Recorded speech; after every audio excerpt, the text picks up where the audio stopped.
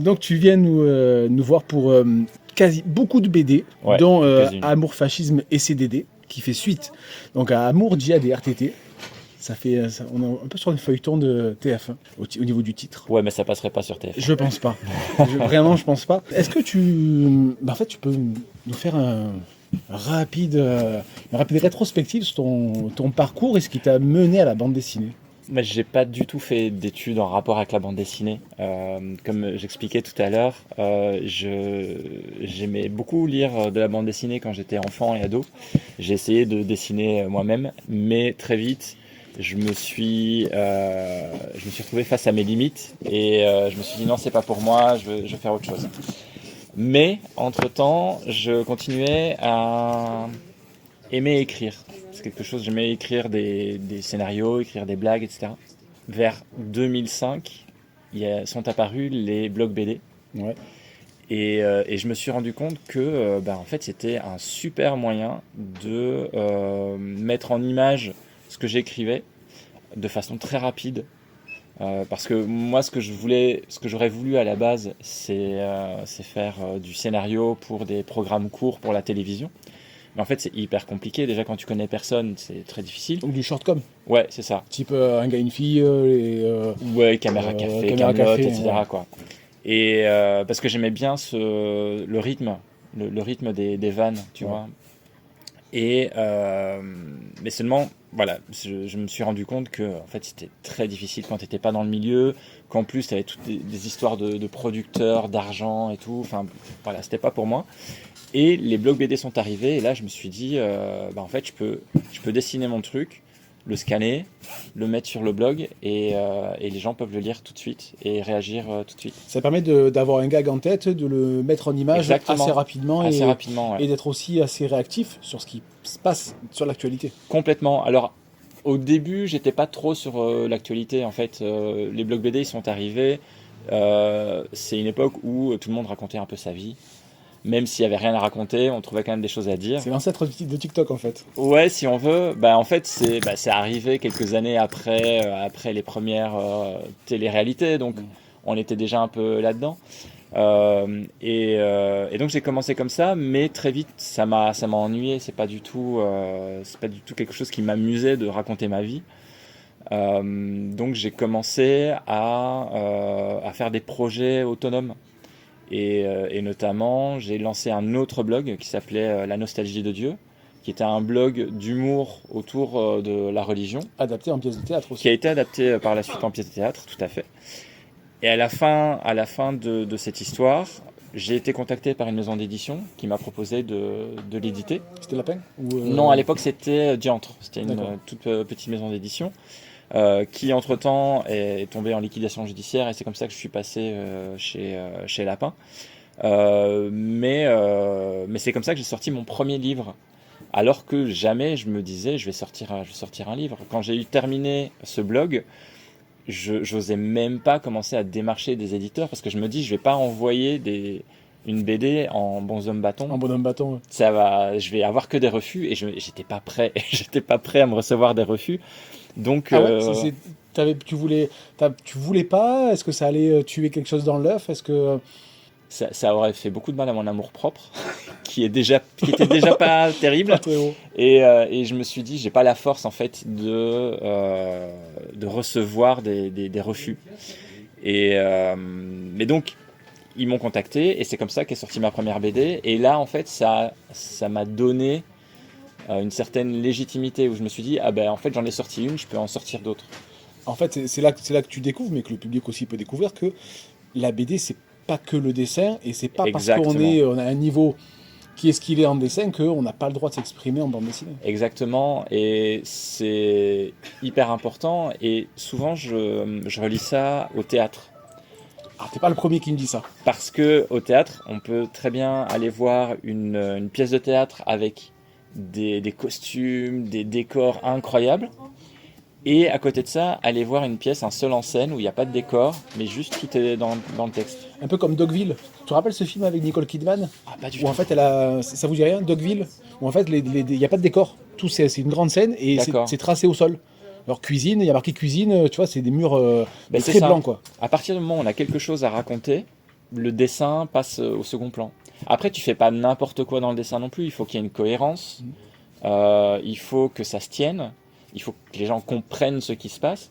Mais avec peu de traits, tu peux arriver à raconter des choses. À raconter une histoire. Et donc, c'est notamment celle-ci, mais aussi à peu presque. C'est le strip de presse. Et comment ça se travaille le gag en 6 cases. Il faut que ça soit à la fois percutant, il faut que ça soit drôle. Faut que qu'on évite de se perdre dans des dialogues un peu inutiles, tout en travaillant un peu les mimiques des personnages bâtons. Oui, en fait, ce que j'aime dans le strip ou dans les planches en 6 cases, par exemple, c'est que il y a une chute qui arrive quand même assez vite, mais il y a un rythme, il y a vraiment un rythme, et c'est un rythme qui me ramène finalement à l'écriture de programmes courts pour la télé. Ouais. Parce que c'est exactement la même chose, où toutes les X secondes, il faut qu'il y ait un gag, une blague pour que les gens restent et rient, et voilà. Et c'est ça que j'ai retrouvé. Et je me suis dit, je vais aller à fond là-dedans, parce que je sentais que j'avais une affinité avec ça. Et effectivement, quand tu fais un truc en 6 cases, tu peux pas trop dévier. Même si moi je n'aime pas trop les planches en 6 cases où il y a juste le gag à la fin qui fait rire. Je trouve que là par contre c'est beaucoup trop long, tu vois. Toi, il faut que le gag intervienne un petit peu avant quand même. En fait, il faut qu'il y ait le gag à la fin, mais que sur une ou deux autres cases, il y ait quand même un truc un peu drôle. Ouais. Tu vois, c'est un semi-gag. Mais parce que il y a beaucoup de BD d'humour qui misent absolument tout sur la dernière case. Et donc, ils vont construire tout le récit pour la dernière case. Pour arriver à la chute. Voilà. Et en fait, moi, ça m'ennuie par moment. Parce que soit, alors c'est peut-être l'habitude, soit je vois arriver le gag trop vite. Soit tu vois où il veut en venir, mais tu te dis, allez, c'est quoi ta chute, quoi, tu vois, à boule. Et donc j'essaye toujours de rajouter 2 ou 3 petites phrases, petites répliques, mais qui vont quand même essayer de faire rire les gens. De garder le lecteur attiré. Moi, ton style de dessin m'a fait penser à la linéa. Ouais. Oui, il y a de ça. Hein, je sais pas si c'est l'inspiration quelque part vient de là, de toujours ce gag avec ce personnage quasiment identique qui... Il y a le côté aussi expression du personnage. Ouais. C'est hyper important. Il y a un côté cartoonesque, c'est-à-dire que comme c'est du gag, comme c'est de l'humour et parfois de l'absurde, il faut exagérer les mimiques des personnages. Et c'est vrai que dans la linéa, il y a ça. Il y a ce côté où dès qu'il s'énerve, c'est drôle simplement parce qu'on le voit s'énerver. Ouais, parce qu'on ne sait pas, parce qu'on ne comprend pas ce qu'il dit. En plus, on ne comprend pas ce qu'il dit. Et là, le but, c'est d'avoir des personnages en bonhomme bâton avec très peu de détails, mais rien que par la façon dont il ouvre la bouche et le sourcil de la personne, on peut voir ce qu'il y a derrière. Parce que des fois, c'est des sourcils un trait, sourcils d'Emmanuel Chen. Je couperai ça. Ça, je vais pas le garder peut-être dans la vidéo, mais c'est le principe du tout se joue dans le regard. Tu tapes beaucoup sur le monde du travail. Ouais. La religion, les nouvelles technologies, la politique aussi, puisque tu avais fait la BD Le Président est une noix de coco. Mm-hmm. Oui, après celui-là aussi c'est très politique, hein. Ça se passe dans le monde du travail, mais c'est... La fiction rejoint la réalité. Et quelle est ta limite dans l'humour ?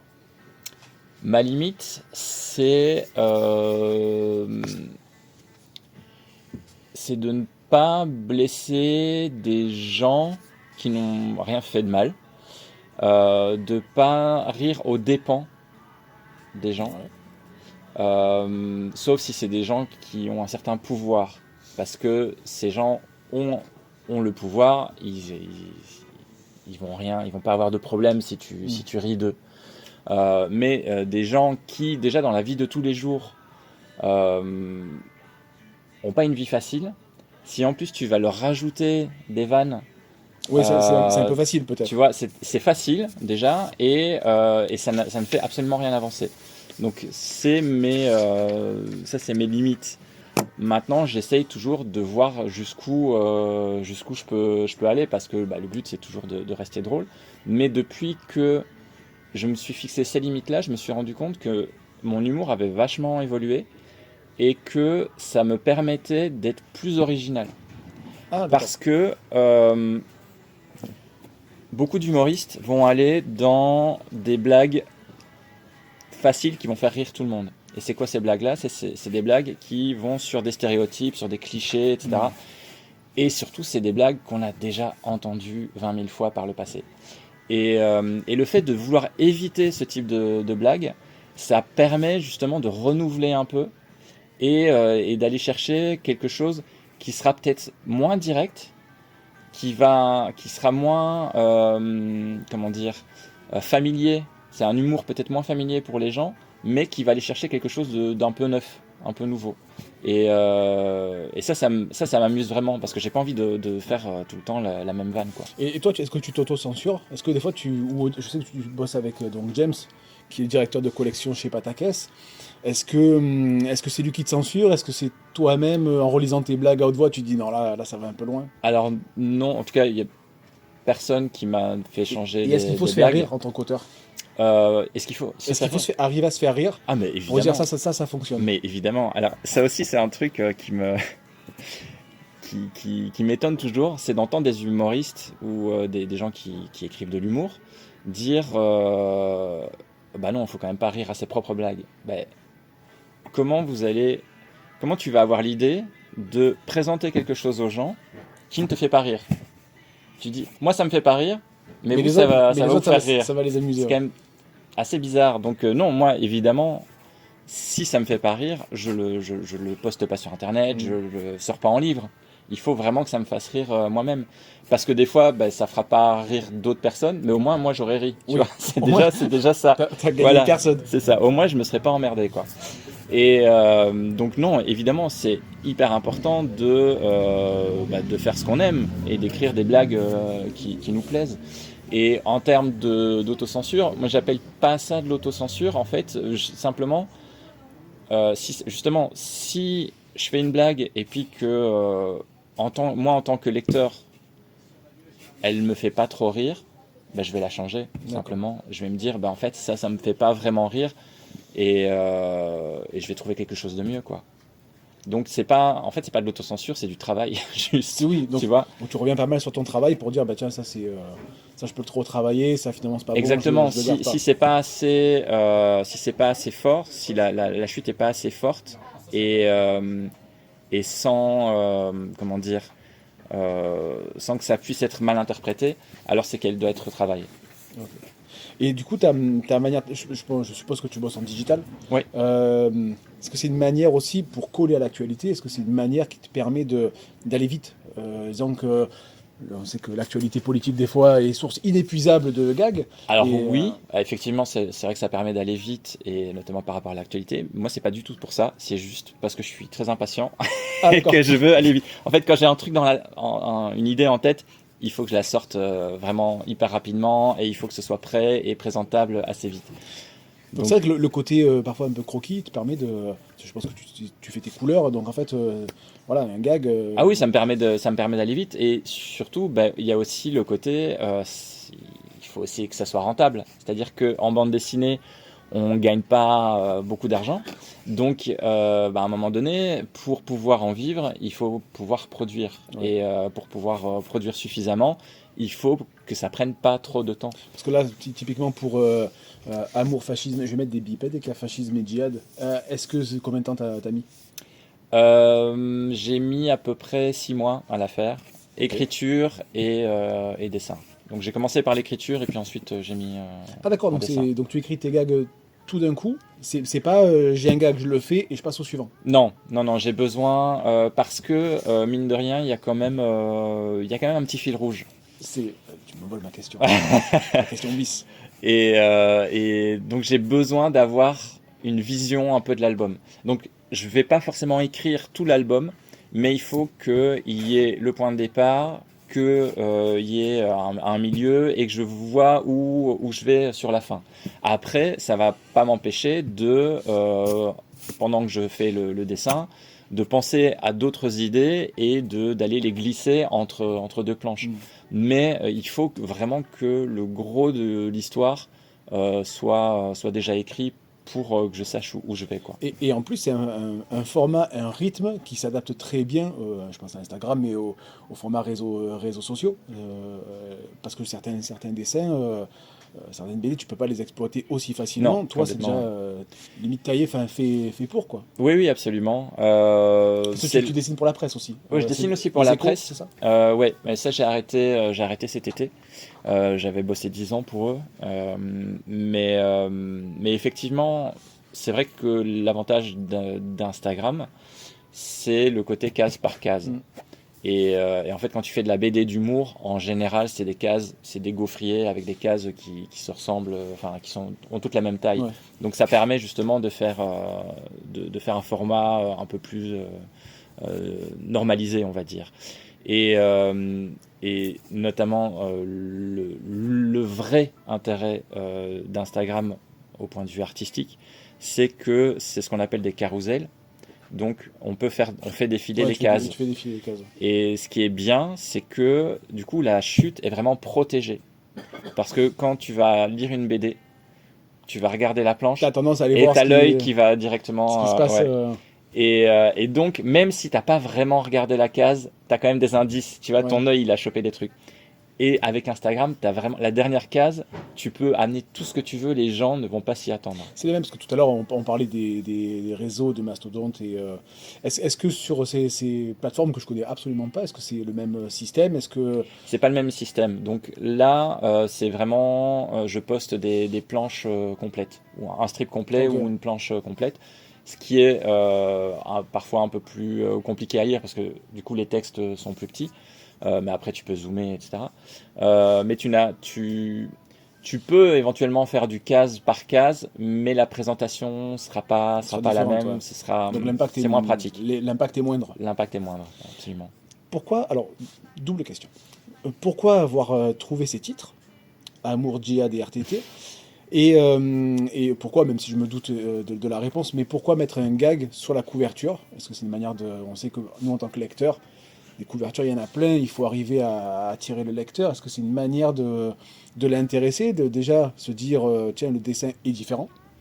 Et aussi, tiens, il y a un gag, donc je sais à peu près dans, où est-ce qu'on va. Ben, en fait, je vais commencer par la deuxième pige. Voilà. C'est des bonshommes bâtons. Donc, comme c'est pas ce qui attire le plus les amateurs de bande dessinée, il faut mettre un gag qui est représentatif de ce qu'il y a à l'intérieur. Donc, la personne va passer devant la couverture, va lire le gag, et là va se dire « Ah, Tiens, le dessin est simple, mais l'humour a quand même l'air intéressant. Donc je vais aller voir, je vais aller chercher plus loin. Je vais voir ce qui se dit. Ou alors simplement, bah, le dessin est nul, l'humour est nul, ouais, je passe à autre chose. Mais ça permet quand même de dire aux gens, bah, voilà ce que vous trouverez dans l'album, sachant que les titres sont sont un peu curieux quand on ne s'y oui, attend pas. Euh, pour donc la première fois que j'ai usé de ce titre-là, c'était pour Amour, Djihad et RTT. Et à l'époque, j'avais réalisé 3-4 planches de test pour voir ce que ça allait donner. Et je cherchais un titre. Et quand j'ai trouvé ce titre, je me suis dit, ok, maintenant cet album doit exister. carrément. C'est C'est un pacte avec toi-même. absolument, mais le plaisir de trouver un bon titre, c'est aussi une motivation. Parce que je suis trop content d'avoir fait des albums qui s'appellent comme ça, avec Amour, Djihad et RTT, Amour, Fascisme et CDD, ou à peu presque. Je trouve que c'est des titres hyper intéressants, et que moi, en tant que lecteur, j'aurais envie de lire.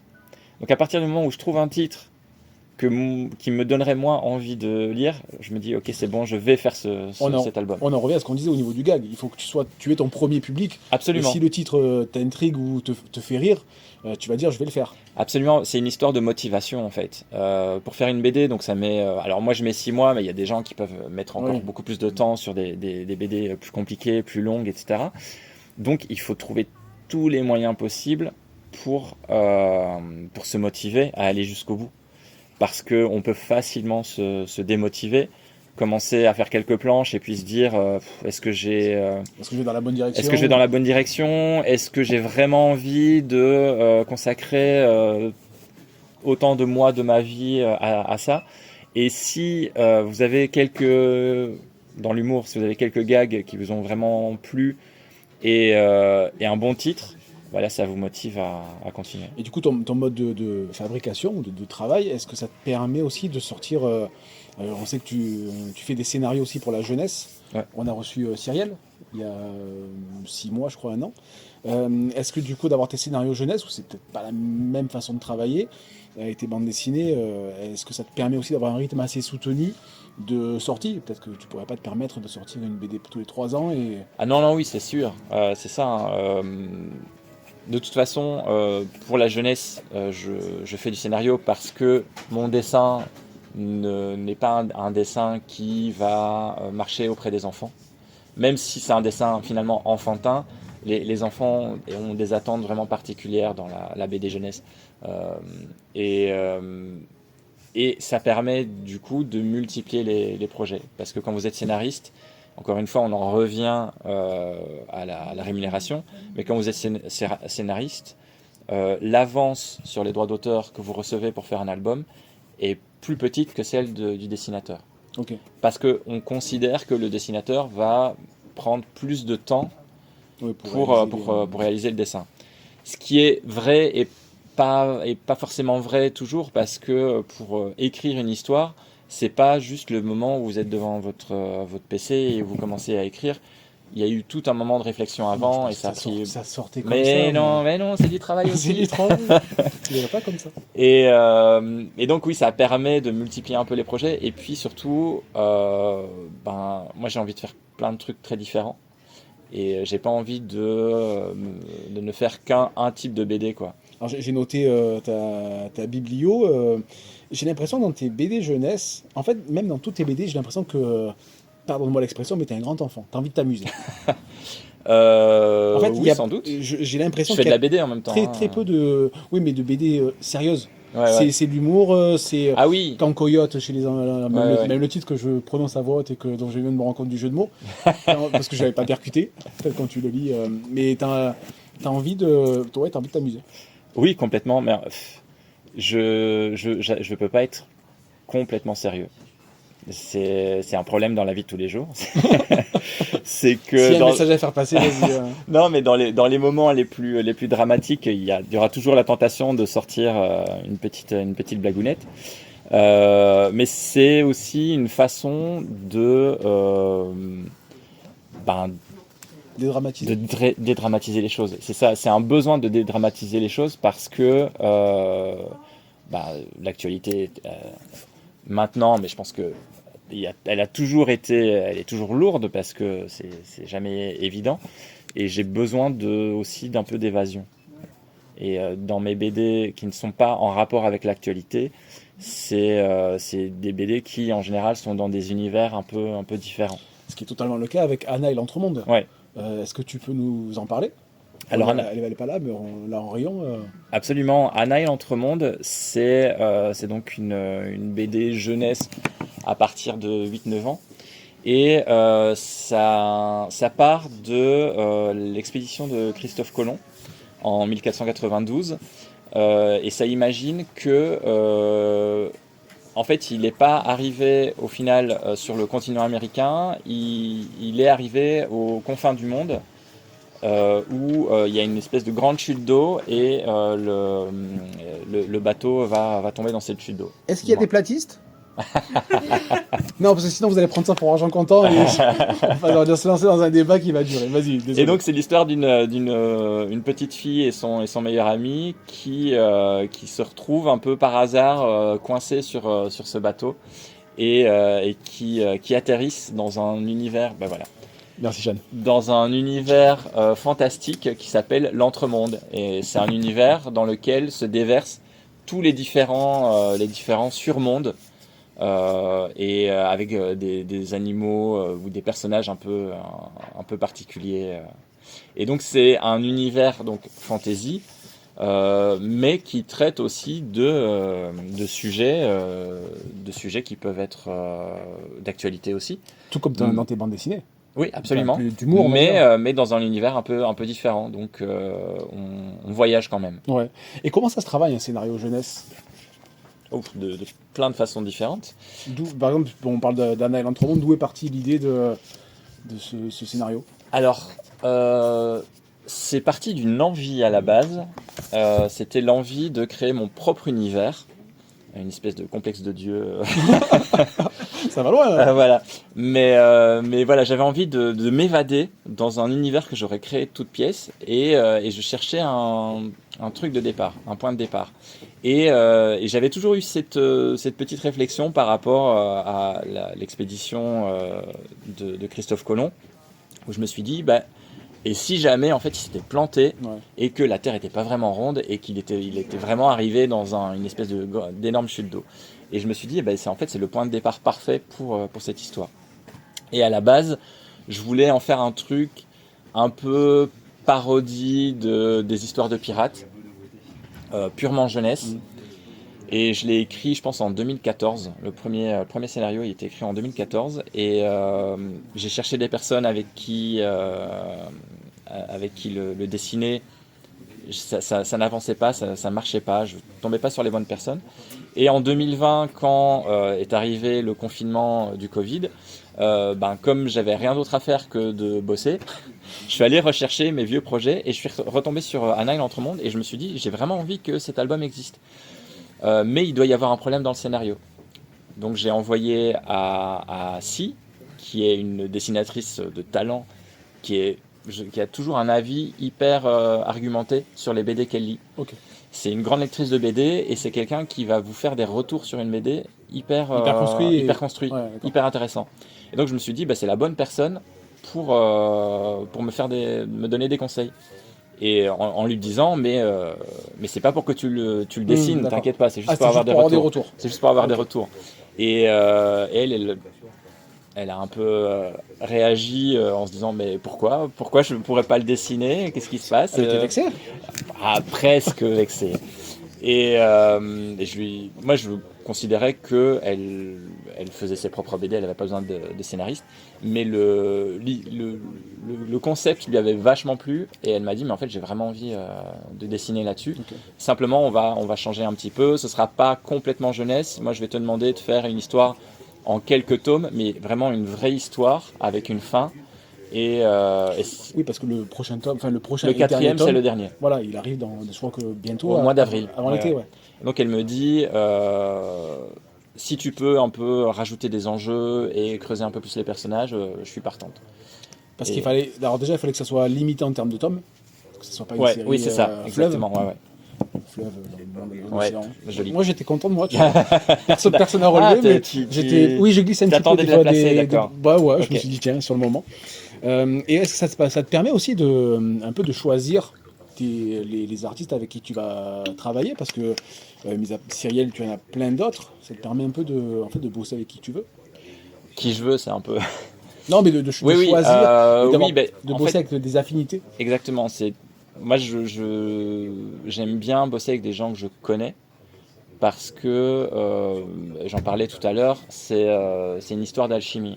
N'importe quel scénariste ne va pas pouvoir bosser avec n'importe quel dessinateur sur n'importe quel projet. Donc il faut déjà trouver une personne qui va dessiner dans l'univers de la façon dont tu veux le présenter. Et puis trouver quelqu'un qui va avoir la même envie que toi, la même vision.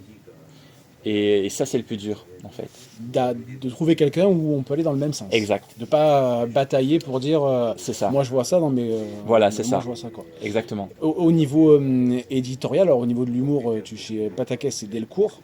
Après tu en as chez Glénat.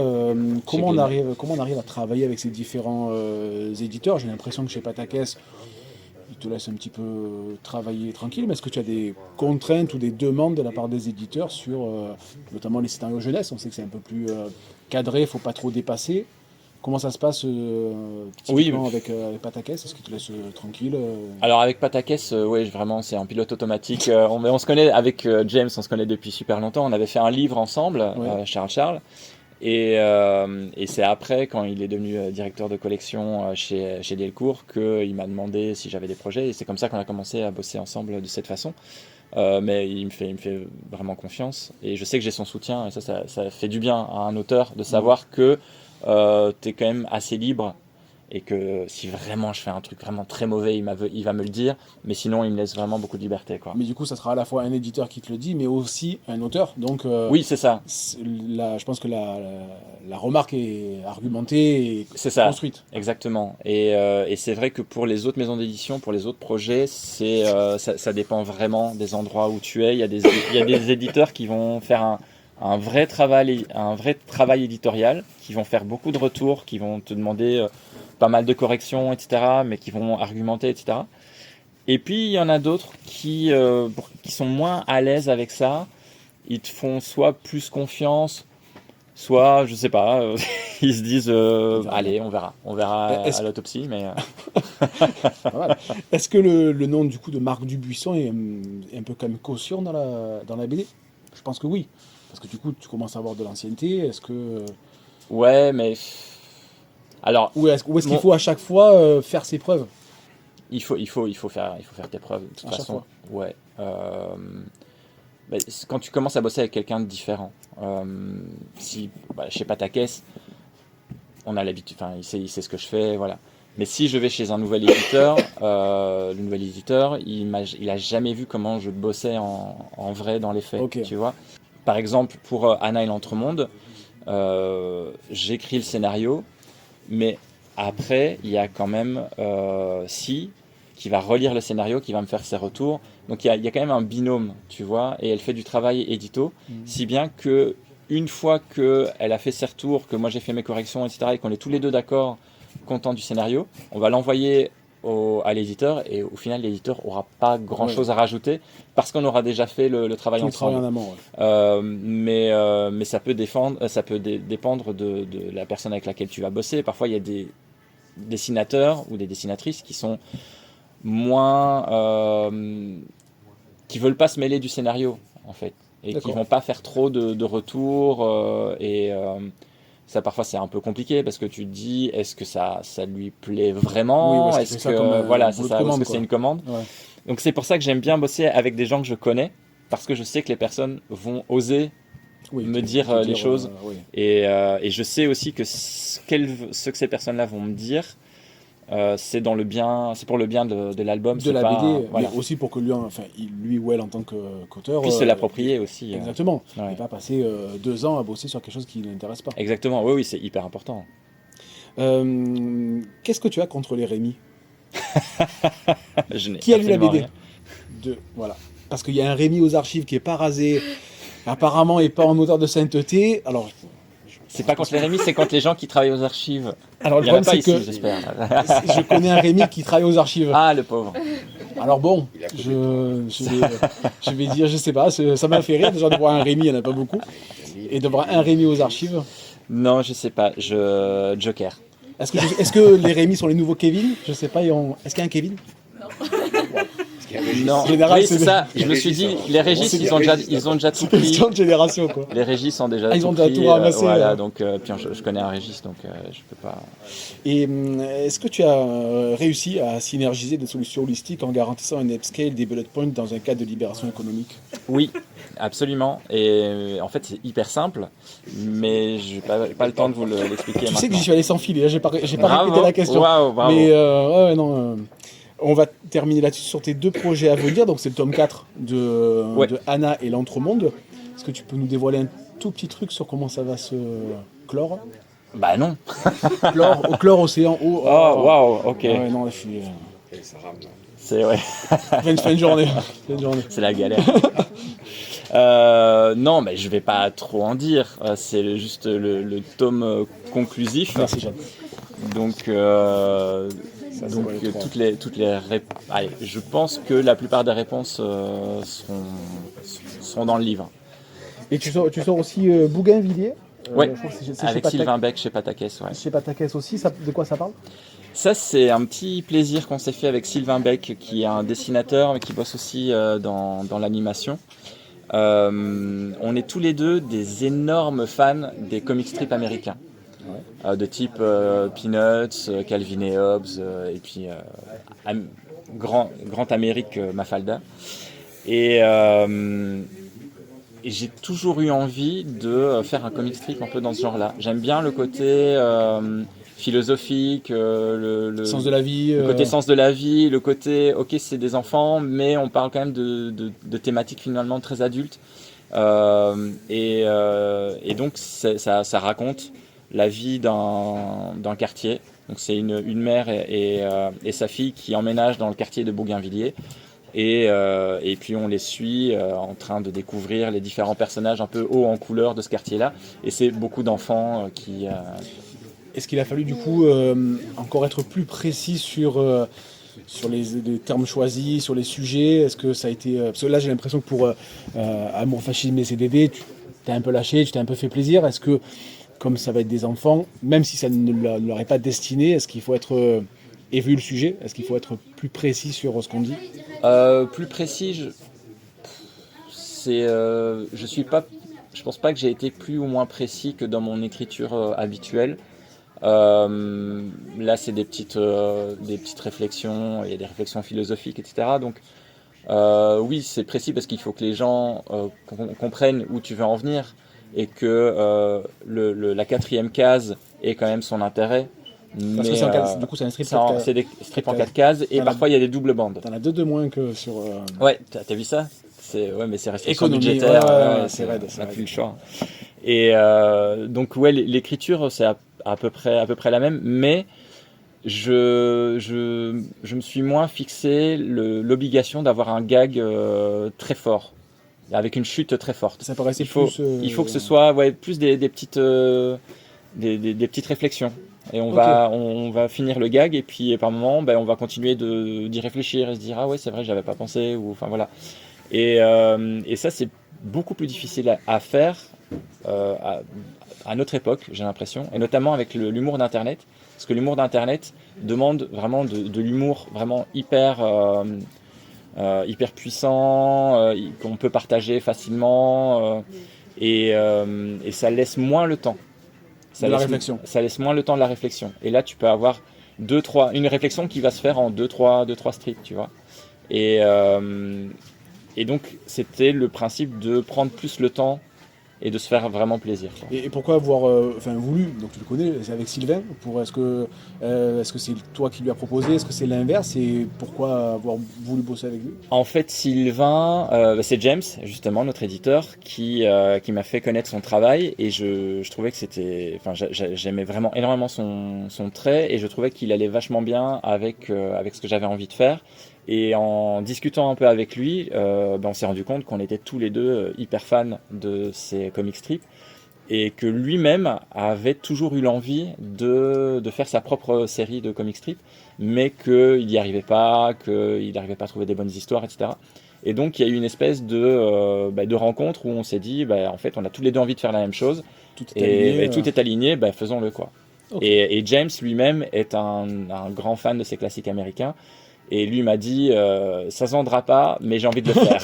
Donc, je sais pas si de la part d'un éditeur, c'est très bien de dire ça. Mais en fait, le problème, c'est que les comic strips, un peu à l'américaine, ça se vend pas hyper bien en France. C'est le problème. Sauf si tu traduis Peanuts ou Calvin et Hobbes, les gens connaissent. Mais sinon, les gens vont pas forcément aller facilement vers ce type de BD. Et après, du coup, Bougainvilliers et Anna, est-ce que tu as déjà quelque chose en gestation? C'est marrant, on n'a même pas encore sorti un album on nous demande déjà. Ah oui, non, mais le rythme est raide. Hein. Oh là là, on peut pas prendre de vacances. Oui, alors en ce moment, j'ai une série dans le journal Spirou, avec Stella Laurie qui s'appelle Working Dead. Qui a un mix entre The Office et The Walking Dead.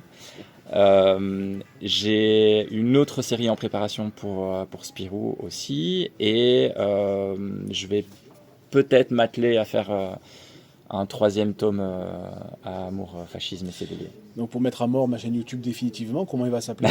Je sais pas encore. Parce que là, Je sais pas encore. ça va biper de En train tous les côtés. d'y réfléchir, mais j'ai pas encore trouvé le bon titre, donc c'est pour ça que je suis pas encore totalement dedans. Et les meilleures trilogies sont en 3 épisodes. Tu le sais. Absolument, Exactement. absolument. J'aurais pas dit mieux. C'est le mot de la fin. Marc, merci beaucoup pour cet échange. Bah, merci pour Merci à l'invitation. vous d'y avoir assisté, très content. Merci. Merci Et d'être resté. je vous laisse Marc pour les dédicaces et si vous voulez continuer à échanger avec lui, il n'y a aucun problème. Merci.